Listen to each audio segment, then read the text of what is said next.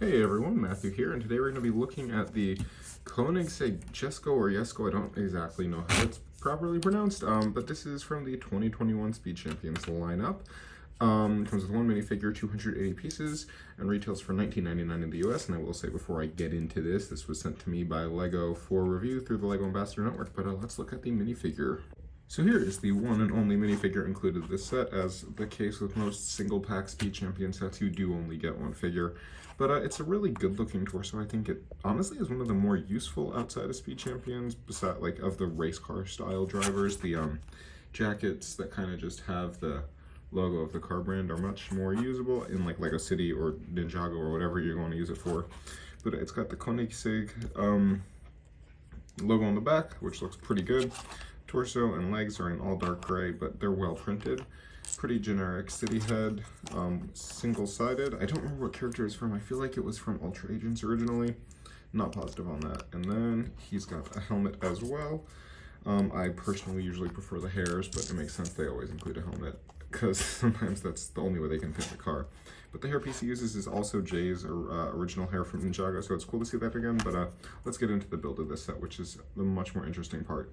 So right away, the Speed Champion set stands out as one of the more unique looking Speed Champions vehicles. It has a very kind of like bubble front section. It's very like short looking in the front, but it still looks really good. It feels very round.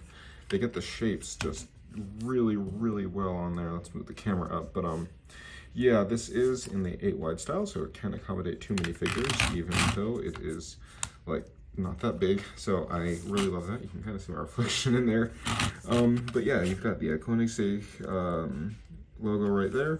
Really cool parts usage for like the air intake down here. That is a butcher's knife in lime green. That is a very, very cool parts use. In fact, I actually think there's an extra of that set, of that piece in this set. I don't remember exactly, but I mean, like with every Speed Champion set, really cool build techniques. One that really kind of stands out to me on this one is this. I think that's an air intake on the side, but it actually like goes back in there and has a simulated intake. It's kind of hard to see. Oops, where'd that piece go? Right here. But like there's actually some really nice layering in there that you just kind of see on the side of the car. Sticker detail, I think the only printed piece on this one is this cockpit canopy, and yeah, this 1x1 plate back here. Everything else is a sticker, but I think I did a decent job applying them. I definitely, with Speed Champion sets, take a little more care in making sure they line up. Like I really wanted to make sure I still got a little bit of white gappage there, but they're pretty rounded, so it still gets the shape of the actual vehicle. But it's got this really nice integrated spoiler on the back here.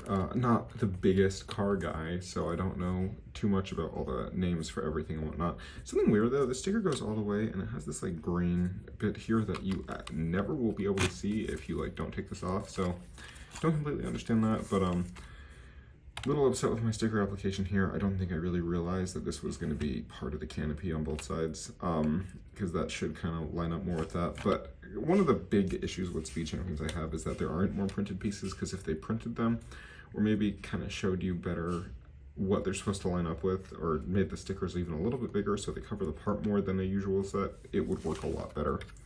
But I like this car in particular because it's a sports car that doesn't have much branding for like a race car on it. I think this was the one that did the like speed run, trying to break the speed record. I'm not positive. I did a little research, but I'm not sure if this is the exact model that this is based off of. But it is pretty accurate to the source material. Something else Speed Champions likes to do is have these exposed studs on the bottom. I think that's just to get it to look as close to the ground as it possibly can, because if they put a plate there, it would touch the ground. But yeah, they have these new single molded wheels on here with gunmetal gray or gunmetal silver hubcaps. They look really, really good.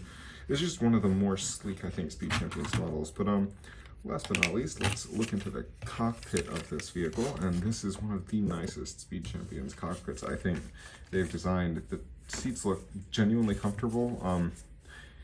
They definitely picked up their design, I think, in the cockpits with Wave 2, but you've got the gear shift stick in there. I don't know if this is an automatic or a manual vehicle. I'm gonna assume it's a manual because most sports cars are. But you've also got the steering wheel in here.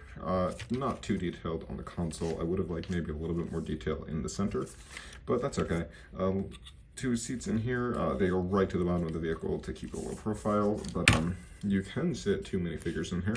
So I'll throw him, as well as, let's see, let's grab Spider-Man here from the Marvel CMF, just to give you an idea of how they look when they're in there. And yeah, this one actually doesn't have the issue of the hair affecting the way this sits. It actually sits perfectly flush the way it's supposed to with the hair on, which is one of the few vehicles that use this canopy that do that, which I really appreciate. But it looks great with 2 figures in there, very fine with Spider-Man. But yeah, that's about really all I have to say for this set. I think it's one of the stronger looking Speed Champions cars. However, I'm not a big fan of this car in real life, which kind of takes away a little bit of my enjoyment of this one. I definitely am more partial to like the Lamborghini from last year or the Corvette from this year. I think both of those are really good sets, the modern versions of both of those.